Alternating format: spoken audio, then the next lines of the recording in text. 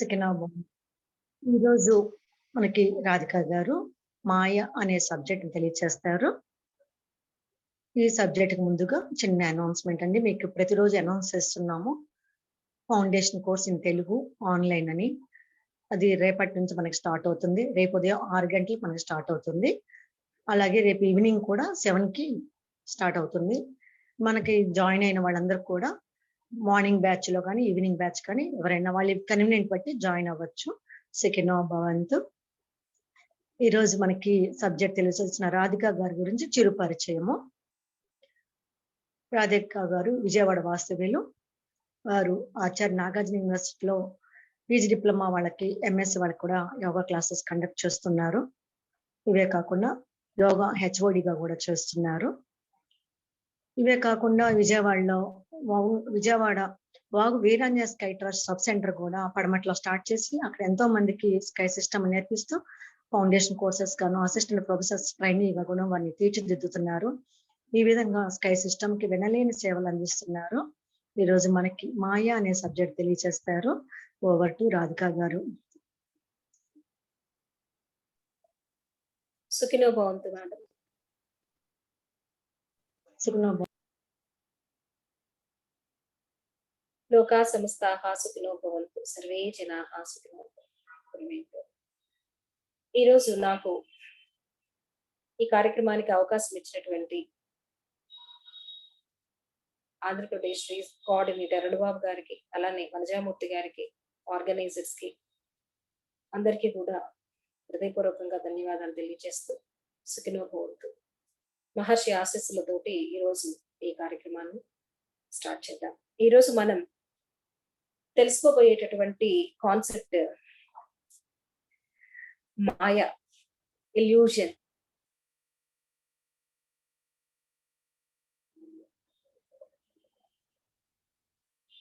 ఈ పదము ఎక్కడో మనం లాస్ట్ క్లాస్ లో ఒకసారి విని ఉన్నాము. మాయ అనే పదానికి ముందు మనము ఒక విషయం గురించి మరలా మనం ఒకసారి మననం చేసుకుందాం. మహర్షి గారు చెప్పినట్లుగా ఈ విశ్వ సృష్టి అనేటటువంటిది ఒక అబ్సల్యూట్ స్పేస్ నుంచి, శుద్ధ పరబయలు నుంచి ఈ యూనివర్స్ అంతా కూడా, ఈ విశ్వం అంతా కూడా ఆవిర్భవించింది అని తన తర్మార్పు సిద్ధాంతంలో ప్రతిపాదించారు. అది మన అందరికీ తెలిసిందే. మరి అటువంటి అబ్సల్యూట్ స్పేస్, అటువంటి శుద్ధ పరబయలు, అదే బ్రహ్మము. ఆ బ్రహ్మము యొక్క లక్షణాలు, ఆ బ్రహ్మము యొక్క స్థితి, ఆ బ్రహ్మము యొక్క సామర్థ్యాలు గురించి మనకి మహర్షి గారు చాలా వివరంగా తన ధర్మార్పు సిద్ధాంతంలో వివరించడం జరిగింది. నిత్యమైనటువంటిది, చలనము లేనటువంటిది, పూర్ణమైనటువంటిది, మహాశక్తివంతమైనటువంటిది, కాలముకు అనుగుణంగా తనను తాను మార్చుకోగలిగినటువంటి సామర్థ్యాన్ని కలిగినటువంటిది,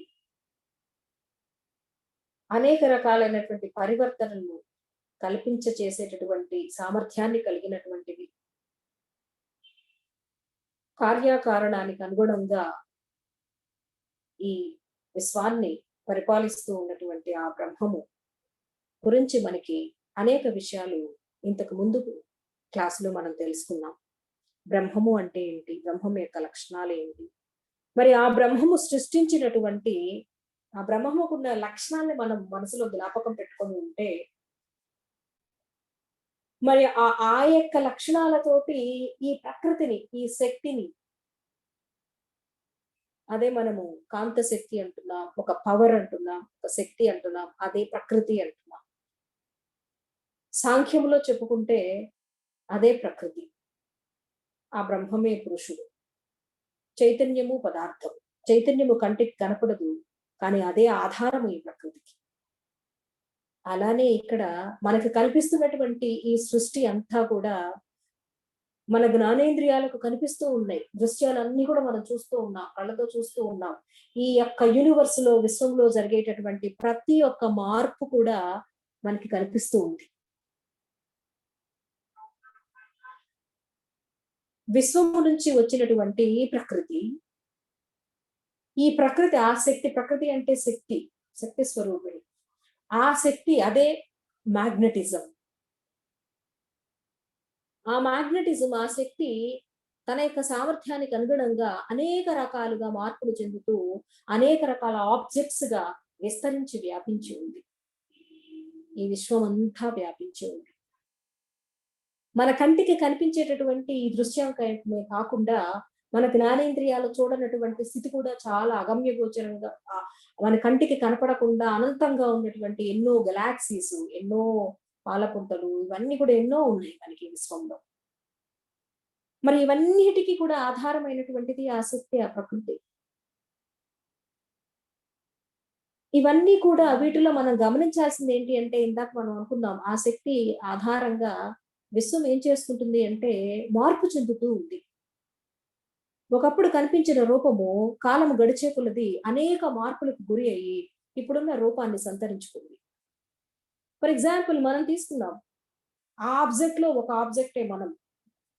ఆ యొక్క ట్రాన్స్ఫర్మేషన్ ఆఫ్ ద యూనివర్స్ అంటే బ్రహ్మము తనను తాను మార్పు చేసుకునేటటువంటి క్రమములో వచ్చినటువంటిదే ఈ మానవ సృష్టి.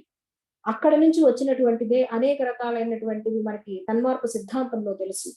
సో దివ్యధూళి పరమాణువులు అని, దాంట్లో జీవకాంతము అని, జీవకాంతం నుంచి శక్తి కణాలు అని, శక్తి కణాల నుంచి పంచభూతాలు అని, ఆ పంచభూతాల తర్వాత జీవులు, జడములు అని, ఆ జీవులలో మానవుడు అత్యున్నతమైనటువంటి జీవి అని తెలుసుకున్నాం.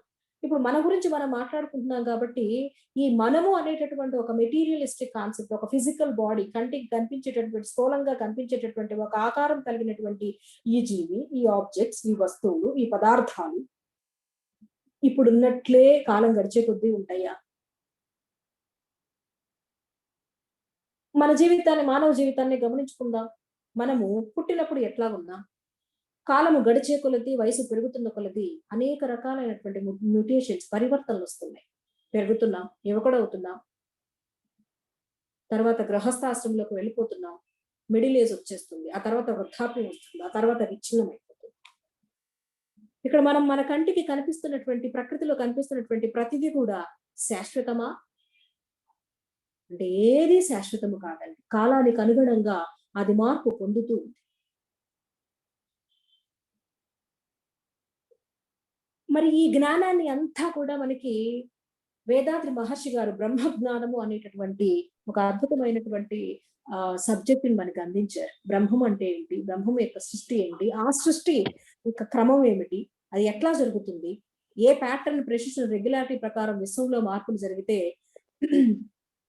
ఏ కాగ్నిషన్, డిస్క్రిమినేషన్, ఎక్స్పీరియన్స్ అనుగుణంగా మానవుడిలో మార్పులు జరుగుతా ఉన్నాయి, పరివర్తన జరుగుతా ఉంది, అతని జీవన గమనం కొనసాగుతూ ఉంది అనే విషయాల గురించి అద్భుతమైనటువంటి విశ్లేషణ ఇవ్వడం జరిగింది.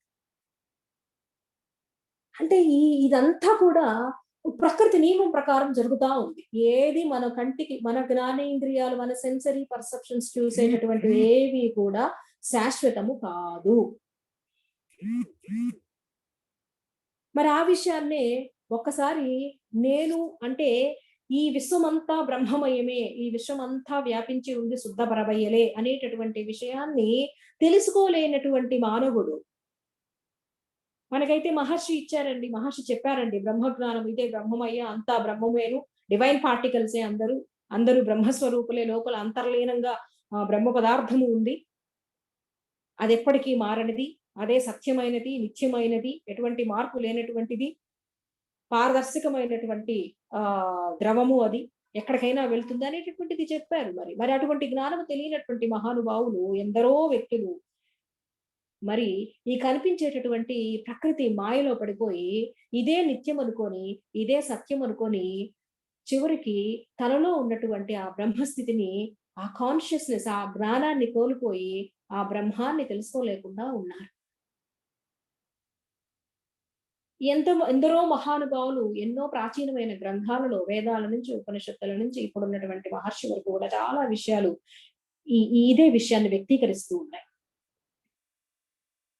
అలానే పతంజలి మహర్షి కూడా ద్రష్ట దృశ్యయోహో సంయోగో హేయ హేతు. ఇప్పుడు మనకి వేదాద్రియంలో చెప్పినట్లుగా సబ్లిమేషన్ అనేటటువంటి ఒక కాన్సెప్ట్ ఇచ్చారు మనకి మహానుభావుడు. నీవు ఎవరు అనేది తెలుసుకోవయ్యా, బ్రహ్మము గురించి నేను చెప్తున్నాను, కానీ నీవు ఎవరు అనేటటువంటిది నీకు నువ్వుగా అనుభవ రూపంలోకి రావాలి అంటే ఒకటి కొన్ని ప్రాక్టీసెస్ మనకి ఇవ్వటం, దాని యొక్క అవసరం ఏంటో అనేది కూడా సబ్లిమేషన్ అనేటటువంటి కాన్సెప్ట్ లో మనకి చెప్పారు. మనిషి ఎందుకు తానే బ్రహ్మము, తనలోనే నిశ్చలమైనటువంటి స్థితి ఉంది, తనలోనే ఈశ్వర స్థితి ఉంది, తనలోనే బ్రహ్మస్థితి ఉంది, అంతర్లీనంగా దాగి ఉన్నటువంటి జ్ఞానము మన దగ్గరే ఉంది అనేటటువంటి విషయాన్ని తెలుసుకోలేకపోతున్నాడు ఎందుకు అన్నదానికి అక్కడ ఆయన బ్లెమిషెస్, మలినాలతో నిండిపోయి ఉన్నాడు. ప్రకృతి యొక్క మోహంలో పడిపోయి ఉన్నాడు. ప్రకృతికి 3 గుణాలు ఉంటాయి, తమో రజో సత్వ గుణాలు. ఈ తమో రజో సత్వ గుణాలు ప్రతి ఒక్క మానవుల్లో కూడా లోపల ఉండి ఉంటాయి. ఫ్లక్చువేషన్స్, అనేక రకాలైనటువంటి క్యారెక్టర్స్, తమో గుణ లక్షణాలు, రజోగుణ లక్షణాలు, సత్వగుణ లక్షణాలు, ఇవన్నీ ఉండి మనిషిని ఆ భగవత్ తత్వాన్ని చూడలేకుండా కప్పివేయబడి ఉన్నాయి. లేయర్స్ లాగా, పైన పొరల్లాగా కప్పివేయబడి ఉన్నాయి. అందుకని లోపల అంతర్లీనంగా ఉన్నటువంటి నిశ్చలంగా ప్రశాంతంగా ఉన్నటువంటి ఆ బ్రహ్మస్థితిని తెలుసుకోలేకపోతున్నాడు, దర్శించలేకపోతున్నాడు. అవి ఏంటి అని అన్నప్పుడు వేదాద్రి మహర్షి మనకి బ్లెమిషెస్ గురించి 3 రకాలు చెప్పారు ఆయన. Ego, sinful imprints and illusions. అహంకారము, అరిషడ్ వర్గాలు, అలానే పాపపు ముద్రలు, అండ్ నెక్స్ట్ భ్రమలో ఉండటం. భ్రమ అంటే ఏంటండి? ఏంటి భ్రమ? ఈ నాకు అనిపించేది అంతా కూడా ఇప్పుడు నాకుంది చూసారా, నా శరీరం ఉంది చూసారా, ఎంత అందంగా ఉందో ఈ శరీరము. ఇప్పుడు ఉన్నది నీకు 20 సంవత్సరాలప్పుడు నిగనిగలాడుతూ యవ్వనంగా ఉన్నది ఈ శరీరం. ఇది కొన్నాళ్ళు పోతే శాశ్వతమా? కాదే. ఆ శాశ్వతము కాదనేటటువంటిది సత్యం. కానీ ఆ సత్యాన్ని మహాజ్ఞానులైనటువంటి వ్యక్తులు కూడా తెలుసుకోలేకపోతున్నారు. ఎందుకంటే వాళ్ళలో కూడా ఎక్కడో ఒక చోట ఈ ప్రకృతి యొక్క వాసన లోపల ఉంది. కాబట్టి ఎప్పుడైతే మనిషి ఈ ఇల్యూషన్స్, ఈ భ్రమలు, ఈ కనిపించేటటువంటి దృశ్యమాన ప్రపంచమే, ఈ కళ్ళకి జ్ఞానేంద్రియాలు ఏవైతే సేకరిస్తున్నాయో ఆ సేకరించేటటువంటి వస్తువులు, పదార్థాలు, వ్యక్తులు, సంఘటనలు ఇవన్నీ కూడా సేకరించుకుంటున్నారు. ఇవన్నిటి మీద మోహం పెట్టుకుంటున్నాడు, అటాచ్మెంట్ పెంచుకుంటున్నాడు, బంధం పెంచుకుంటున్నాడు. ఇవి శాశ్వతం అనుకుంటున్నాడు. వాటి కోసం పరితపిస్తూ ఉన్నాడు. ఎందుకబ్బా పరితపిస్తూ ఉన్నాడు? అవి దొరకకపోతే ఎందుకు దుఃఖపడుతూ ఉన్నాడు? శరీరం మీద మమకారం పెంచుకుంటున్నాడు, రోజు చేస్తూ ఉన్నాడు. ఎక్కడో వెతుకుతున్నాడు. శరీరము అసౌకర్యం పాలైపోయింది, జబ్బులు పాలైపోయింది. ఈ శరీరం యొక్క జబ్బులు తొలగించుకోవడం కోసం ఎక్కడో బయట ఉన్నది, దాన్ని సరిచేయడానికి అవసరమైనటువంటి శక్తి ఎక్కడో బయట ఉంది అనుకుంటున్నాడు. కానీ లోపల ఉన్నటువంటి సత్యాన్ని తెలుసుకోలేకపోతున్నాడు. ఎందుకంటే బయట ఉన్నది అనేటటువంటి భ్రమలో ఉన్నాడు. వెతుకుతున్నాడు కనపడాలి. ఎక్కడికో వెళ్తున్నాడు, టెంపుల్స్ వెళ్తున్నాడు, అక్కడికి వెళ్తున్నాడు, ఇక్కడికి వెళ్తున్నాడు.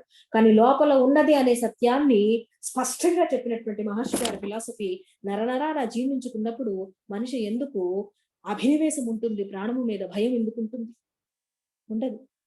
కానీ ఎవరైతే భ్రమలో ఉంటారో, ఎక్కడో ఉన్నారు, నేను ఎవరు అనే కాన్సెప్ట్ మనం తెలుసుకున్నప్పుడు, మనకి ఆ జ్ఞానం లేనప్పుడు, ఆ కాన్షియస్నెస్, ఆ జ్ఞానమే బ్రహ్మము అనేటటువంటి బ్రహ్మ జ్ఞానాన్ని ఎవరైతే తెలుసుకోలేకుండా, జీవితంలో అన్వయించుకోకుండా, దాన్ని అనుసరించకుండా ఉంటారో వాళ్ళకి భయం ఉంటుంది. పతంజలి చెప్పినట్టుగా అభినివేశం ఉంటుంది. అభినివేశము అంటే ప్రాణము మీద భయం. ఎంత మహాపండితులకైనా, ఎంత జ్ఞానం తెలుసుకున్నటువంటి వ్యక్తులకైనా సరే ఏదో ఒక వాసన, ఏదో ఒక భ్రమ, ఏదో ఒక బంధము ఆ యొక్క భయాన్ని సృష్టిస్తుందట. అది చివరికి మోక్షానికి, సమాధి స్థితిని పొందింపలేక మరల జనన మరణ చక్రంలో అది సాధించేంత వరకు, ఆ స్థితి వచ్చేంత వరకు అతను జన్మలు ఎత్తుతూనే ఉండాలి. మరి దాన్ని పోగొట్టుకోవటానికి కదా మనకి సబ్లిమేషన్, ఇంట్రాస్పెక్షన్ టెక్నిక్స్ అనేటటువంటిది మహానుభావుడు మనకి ఇవ్వటం జరిగింది. ఎనాలిసిస్ చేసుకోండి, ఆలోచనలు విచారించుకోండి, లోపల ఎందుకు వస్తున్నాయి ఆలోచనలు. మరి మహర్షి గారు బ్రహ్మజ్ఞానం గురించి చెప్పారు కదా, నాలో భగవంతుడు ఉన్నాడు అంటున్నారు కదా, మరి నాకెందుకు ఈ ఆలోచనలు వస్తున్నాయి? ఆలోచనలు రావటానికి గల కారణాలు ఏమిటి? అని మనల్ని మనం అంతఃశోధన చేసుకున్నప్పుడు అందుకని yoga is not an outward direction, inward direction. Yoga ఎప్పుడు బయట ప్రదర్శించేది కాదండి. నీ లోపల ఉన్నటువంటి విషయాలని నువ్వు అవగాహన నీ లోపల పరిశీలించుకోవటం. బయట ప్రదర్శన కాదు, లోపల ప్రదర్శన. లోపల ఉండాలి.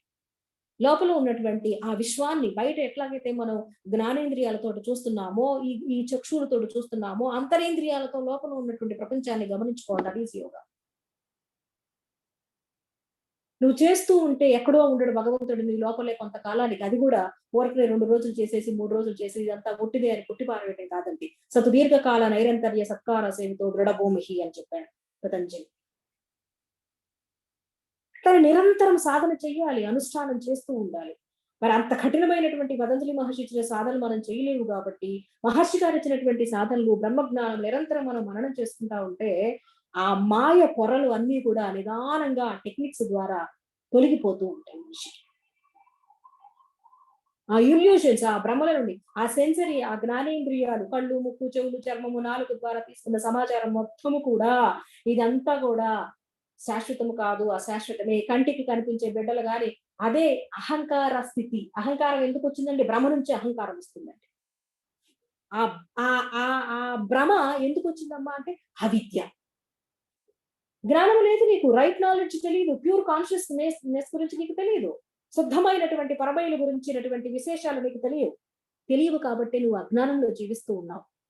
కాబట్టి ప్రకృతిలో కల్పించినటువంటి 3 గుణాలతో మమేకమైపోయి అవే నిజం అనుకొని అవి ఆడించినట్టుగా నువ్వు ఆడుతున్నావు.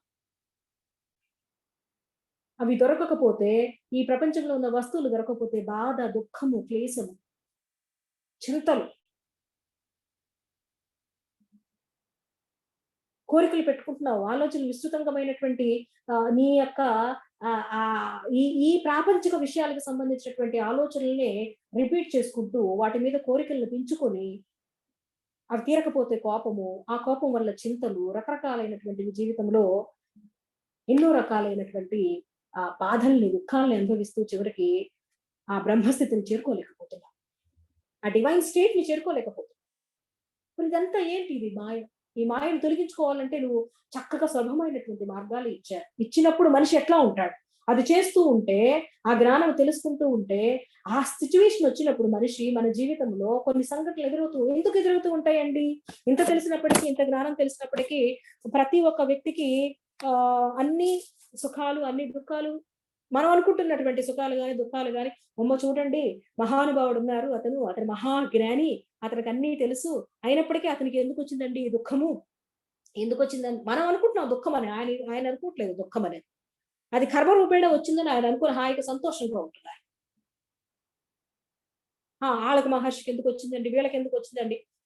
అది మాయ, ఇదే వాసన, అదే నా కర్మఫలము, ఆ కర్మఫలం యొక్క ఫలితాన్ని నేను అనుభవిస్తున్నాను, అనుభవిస్తే అక్కడికి క్లెన్స్ అయిపోతుంది అనేటటువంటి విషయ పరిజ్ఞానం, అనేటటువంటి బ్రహ్మజ్ఞానము ఆ వ్యక్తికి తెలిసినది కాబట్టే ఆ వ్యక్తి ఆ కర్మని అనుభవిస్తూ ఆనందంగా ఉంటున్నాడు.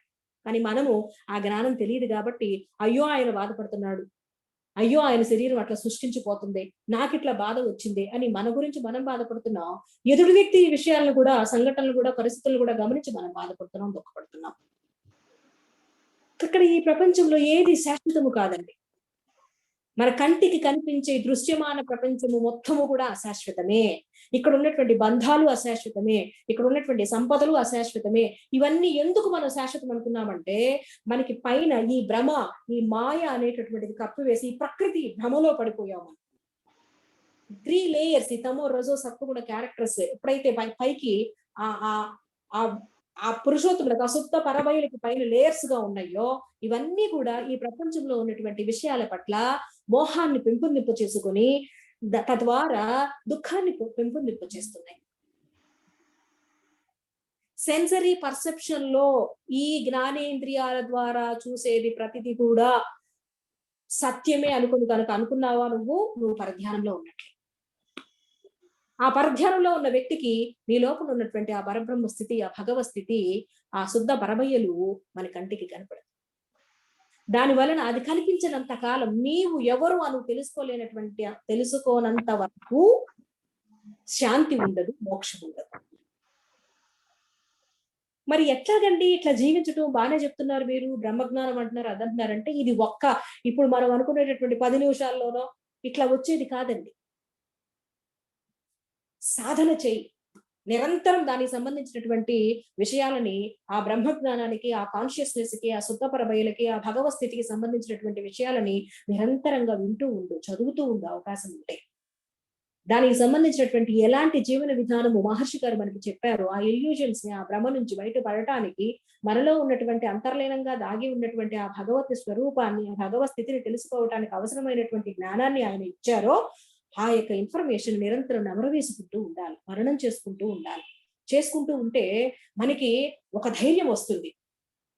ఒక చిన్న ఎగ్జాంపుల్. మన శరీరంలో ఒక అసౌకర్యం ఏర్పడిందండి. మన జీవితంలో ఒక సంఘటన జరిగిందండి. బాధపడుతున్నాం. సంఘటన జరిగింది. కొంత వాసన రూపేణ మనకి ఆటోమేటికల్లీ దుఃఖం వస్తుంది. వెంటనే నువ్వు బ్రహ్మజ్ఞానం ఎప్పుడైతే, అయ్యో! ఈ సంఘటన అక్కడ పుస్తకంలో చదివాను కదా! ఇట్లా వస్తాయి అన్నారు కదా! మహర్షి చెప్పారు కదా! ఓహో! లోపల నా కర్మ ప్రకారం ఇది వచ్చింది. దీని గురించి నేను ఇట్లానే బాధపడుతూ ఉంటే, ఎక్కడికి అది ఇంకా, ఇంకా, ఇంకా కర్మల్ని యాడ్ చేస్తూ ఉంటుంది. కాబట్టి ఏమీ లేదు. నన్ను రక్షించేటటువంటి వ్యక్తి నా లోపల నిగూఢమై ఉన్నటువంటి ఆత్మస్వరూపుడు శుద్ధ పరబయలు లోపల కూడా ఉంది కదా! అది ఈ సమస్యను పరిష్కరిస్తుంది కదా! ఎందుకు నాకు భయం? అని నువ్వు ఎప్పుడైతే అనుకుంటావో, అన్వయించుకుంటావో నీ జీవితానికి, అప్పుడు ఈ మాయపర మొత్తం కూడా క్రమేపీ నెమ్మదిగా, నెమ్మదిగా, నెమ్మదిగా ఆ భయం నుంచి నిన్ను బయట పడవేస్తుంది. ఆ మాయ నుంచి నిన్ను బయట పడవేస్తుంది. అప్పుడు నువ్వు కొంతకాలానికి పరబ్రహ్మ స్థితికి వస్తావు. బ్రహ్మస్థితికి వస్తావు. అప్పుడు ఈ యొక్క ఆ స్థితిలో నువ్వు ఉన్నప్పుడు బ్రహ్మానికి ఎన్ని లక్షణాలు ఉన్నాయో, ఎన్ని సామర్థ్యాలు ఉన్నాయో, ఆ యొక్క సామర్థ్యాలు, ఆ లక్షణాలు పూర్తిగా నీకు ఆపాదించబడి, నువ్వు ఈ ప్రపంచం నుంచి, విశ్వం నుంచి వచ్చేటటువంటి ఎటువంటి ఛాలెంజెస్ అయినా సరే ఎదుర్కొని నీ సాధన నువ్వు చేసుకుంటూ నిశ్చలంగా సాధనము చేయటం ద్వారా చివరికి మోక్ష స్థితిని పొందుతావు.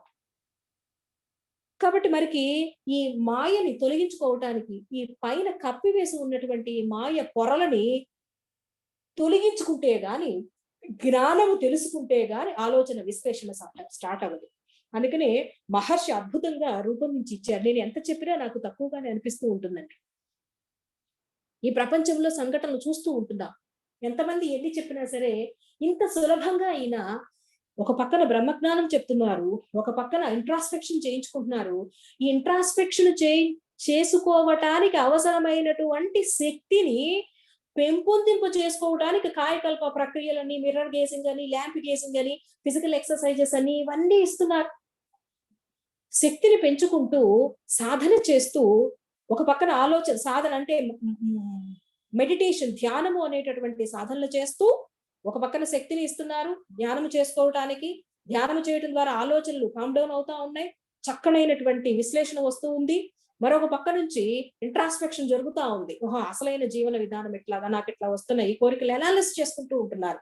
ఇవి 3 రౌండ్ గా చేసుకుంటూ ఒక మనిషి వ్యక్తిత్వాన్ని ఎలా పెంపొందింపజేసుకొని ఈ మాయ నుంచి బయటపడి భగవత్ స్వరూపులుగా మారటానికి, ప్రపంచ శాంతికి, ఒక వ్యక్తి యొక్క శాంతి, ఎట్లాగైతే మన శరీరంలో ప్రతి సెల్లో శుద్ధ పరబయలు ఉందో, ప్రతి సెల్ మీద నువ్వు మెడిటేషన్ చేస్తూ ఉంటే ఆ సెల్ నుంచి శక్తి ఉత్పత్తి అయి, ఆ యొక్క భగవత్ స్థితి నుంచి శక్తి ఉత్పత్తి అయ్యి శరీరం మొత్తానికి వ్యాపిస్తుందో, అదే ఒక వ్యక్తి ఈ విధమైనటువంటి జీవన విధానాన్ని గడుపుతూ, వేదాద్రి మహర్షి గారు ఇచ్చినటువంటి జీవన విధానాన్ని గనక గడుపుతూ ఆ మాయ నుంచి బయటపడి శుద్ధమైనటువంటి స్థితిలో నువ్వు బ్లెస్ చేస్తూ ఉంటే, నీ యొక్క బ్లెస్సింగ్స్ ద్వారా, నీ యొక్క వ్యక్తిగత శాంతి ద్వారా, ఇచ్చినటువంటి దీవెనల ద్వారా ఈ ప్రపంచము మొత్తము కూడా ఆ దేవునుల యొక్క ప్రభావముతోటి ప్రపంచ శాంతికి కారణమవుతుందనేటటువంటి అద్భుతమైనటువంటి ఫిలాసఫీని ఇవ్వటం అనేది ఈ మోడర్న్ ఆధునిక యుగంలో ఎవరికి సాధ్యపడిందండి? మరి అంతటి సులభమైనటువంటి రీతిలో మనకి బ్రహ్మజ్ఞానాన్ని చెప్పి, ఒక వ్యక్తి 8 సంవత్సరాల నుంచి ఏ స్థితిలో ఉన్న వాళ్ళకైనా సరే సులభంగా అర్థమయ్యే, ఇంట్లో చక్కగా కూర్చొని ఏమి చదువు రానటువంటి, చదువు లేకపోతే జీవితం అంతా కొలాప్స్ అవటం కాదండి. అటువంటి అనుకుంటున్నాం మనం. వాళ్ళకి మరికి చదువుకున్న వాళ్ళకన్నా లేనటువంటి అద్భుతమైనటువంటి శక్తి సామర్థ్యాలు చదువు లేని వాళ్ళకి ఉన్నాయి. వాళ్ళన్నీ చేయగలుగుతున్నారు. సో అటువంటి స్థితిని పొంది చక్కగా వాళ్ళు కూడా ఒక భగవత్ స్థితిలో వాళ్ళకున్నటువంటి ఆ యొక్క అంతర్గతమైనటువంటి శక్తుల్ని వెలికి తీసుకుంటూ ప్రతి రంగంలో కూడా రాణిస్తూ తాను శాంతిని పొందుతూ ప్రపంచానికి శాంతిని అందించేటటువంటి అవకాశాన్ని భగవంతుడు ఆ మహర్షి రూపంలో ఇవ్వటం జరిగింది. దాన్ని మనం రెగ్యులర్ గా కనుక సాధన చేసుకుంటే మన లోపల మనకి సంఘటనలు వస్తూ ఉన్నాయి. జీవితంలో అనేక రకాలైనటువంటి సందర్భాలలో అనేక రకాలైనటువంటి సంఘటనల్ని ఛాలెంజెస్ ని ఎదుర్కోవాల్సిన అవసరం ఉంటుంది. అయినప్పటికీ మనము ఆ ధైర్యాన్ని వేడక ధైర్యముతోటి, సాధనతోటి, అనుష్ఠానముతోటి, జీవన విధానముతోటి వాటిని సరిచేసుకుంటూ చివరిగా ఆ మోక్ష సాధనకి, ఆ మోక్షాన్ని, ఆ భగవత్ స్థితిని తెలుసుకొని భగవంతుల్లో లీనమయ్యేటటువంటి అవకాశాన్ని కల్పించుకోవాలని కోరుకుంటూ ఈ మాయ అనేటటువంటి సబ్జెక్ట్ ని మనం ఇప్పుడు చెప్పుకున్నంతగా ఈ మాయను వదిలించుకోవాలి, ఇదంతా కూడా అశాశ్వతము, ఇదంతా కూడా ఇది కాదు అని చెప్పుకున్నంత ఈజీ కాదండి దాని నుంచి బయటపడతాం. ఆ కర్మలు అనేటటువంటి మనని ఎప్పటికప్పుడు ఏం చేస్తూ ఉంటాయంటే ఈ జ్ఞానేంద్రియాలు, ఈ ప్రాపంచిక భోగాలు, ఈ అరిషడ్ వర్గాలు ప్రలోభాలు పెడుతూ ఉంటాయి. కానీ ఎప్పుడైతే మనం సాధనని క్రమం తప్పకుండా చేస్తూ ఉంటామో అప్పుడు ఆ యొక్క ఆ మనసు, ఆ జ్ఞానేంద్రియాల ద్వారా మనసు ప్రేరేపించబడడం, ఆ మనసు అనేటటువంటిది సక్రమమైన మార్గాల్లోకి వెళ్ళి ఇటువంటి ప్రాపంచిక విషయాలలో మనసు పోకుండా ఊర్ధ్వముఖంగా ప్రయాణం చేసి విశ్వములోకి ప్రయాణం చేసి విశ్వ లక్షణాలతోటి కలిసిపోయి విశ్వ లక్షణాలని, విశ్వ యొక్క రహస్యాన్ని తెలుసుకుంటూ భగవత్ మనసుగా మారేటటువంటి అవకాశాన్ని పొందుతుందని, కాబట్టి ప్రస్తుతం ఉన్నటువంటి ఈ పాండమిక్ సిచ్యువేషన్స్ లో మనం ధైర్యాన్ని వీడకుండా భయము వదిలేసి, భయం అనేటటువంటిది మాయ ఉన్న వాళ్ళకే, ఈ ఈ శరీరము, ఈ ఆస్తులు, ఈ పాస్తులు, ఈ మనకు కనిపించేటటువంటి ఇవన్నీ కూడా శాశ్వతం అనుకునేటటువంటి వాళ్ళకే భయం ఉంటుంది. మనం ఎప్పటి వరకే ఉంటామో, ఎప్పటిదాకా ఈ జీవితానికి లైఫ్ ఆల్రెడీ ప్రీ ఫిక్స్డ్, దేనికి అధైర్యపడవలసిన అవసరం లేదు. ఉన్నంత కాలం మన బాధ్యత ఏదైతే ఉంటుందో, మనం ఏదైతే చెయ్యాలో, మనం ఏది చేస్తే మన సాధనకు శరీరం సక్రమంగా ఉంటుందో అటువంటి జీవన విధానాన్ని మనకి మహర్షి ఇచ్చారు. కాబట్టి ఆ మహర్షి ఇచ్చినటువంటి ఆ జీవన విధానాన్ని కొనసాగిస్తూ శరీరాన్ని ఆరోగ్యంగా, ఆనందంగా, పరిపూర్ణమైనటువంటి ఆయుష్ తోటి మన సాధన చేసుకోవటానికి మన శరీరాన్ని సహకరింపజేసుకునే విధంగా మన జీవన విధానాన్ని మలుచుకుంటూ ఈ మాయను దాటి బ్రహ్మస్థితికి వెళ్ళి చక్కగా 10 మందికి ఆదర్శవంతమై మనం ఆ భగవస్థితిని చేరుకోవాలని మనస్ఫూర్తిగా కోరుకుంటూ, నాకు తెలిసినటువంటి కొన్నిపాటి ఈ మాయకు చాలా ఉన్నాయండి. మనకి ఉపనిషత్తుల్లో మాయ గురించి, సాంఖ్య ఫిలాసఫీలో మాయ గురించి, భగవద్గీతలో కూడా చెప్తారు ఈ ప్రకృతిలో ఉన్నాయి నాయన, ఈ త్రిగుణాతీతమైనటువంటి స్థితి ఎప్పుడైతే వస్తుందో, ఈ ప్రకృతిని దాటి ఎప్పుడైతే నువ్వు వస్తావో అప్పుడే నీకు బ్రహ్మము కనిపిస్తుంది. అలానే పతంజలి మహర్షి కూడా చెప్పారండి కైవల్య పాదములో, ఈ త్రిగుణాతీతమైనటువంటి ఈ స్థితి దాటి ఎప్పుడైతే వస్తుందో అదే కైవల్య స్థితి, అదే శుద్ధ సాత్వికమైనటువంటి ఆ సాత్వికతను కూడా దాటుకొని మనిషి ఎప్పుడైతే వస్తాడో అదే శూన్య స్థితి, అదే కైవల్య స్థితి అన్నారు. కాబట్టి ఈ మూడే, ఈ ప్రకృతే మనకి మాయ. ఆ మాయని దాటితే బ్రహ్మము కనిపిస్తుంది. ఆ బ్రహ్మస్థితిని మనం పొందినప్పుడు ఇవన్నీ కూడా చాలా స్వల్పంగా కనిపిస్తూ ఉంటాయి. కాబట్టి అటువంటి స్థితిలోకి మనం వచ్చి మన ఆరోగ్యాన్ని, మన చుట్టుపక్కల ఉన్న ఆ వాళ్ళ యొక్క ఆరోగ్యాన్ని కూడా మనం బ్లెస్సింగ్స్ అనేటటువంటి ఒక అద్భుతమైన కాన్సెప్ట్ ద్వారా మనము వాళ్ళని కూడా ఆరోగ్యాన్ని, వాళ్ళకి ఆనందాన్ని, ఆయుష్ని కలిగింపచేసే అవకాశం మనకి ఆ భగవంతుడు ఇస్తాడని, ఆ డివైన్ ఇస్తాడని కోరుకుంటూ, ఈ అవకాశాన్ని నాకు ఇచ్చినటువంటి అరుణబాబు గారికి, అలానే వనజామూర్తి గారికి, ముఖ్యంగా ఈ మహర్షి గారి యొక్క బ్లెస్సింగ్స్ తోటి ఈ కార్యక్రమము చేయగలిగినందుకు నిజంగా నాకు చాలా సంతోషంగా ఉంది. Thank you very much. సుఖినో భవంతు. సుఖినో భవంతు. సుఖినో భవంతు రాధిక గారు. మాయ అనే సబ్జెక్ట్ గురించి చాలా చాలా వివరంగా తెలియజేశారు. ధన్యవాదములండి. ఇప్పుడు మనం మేడం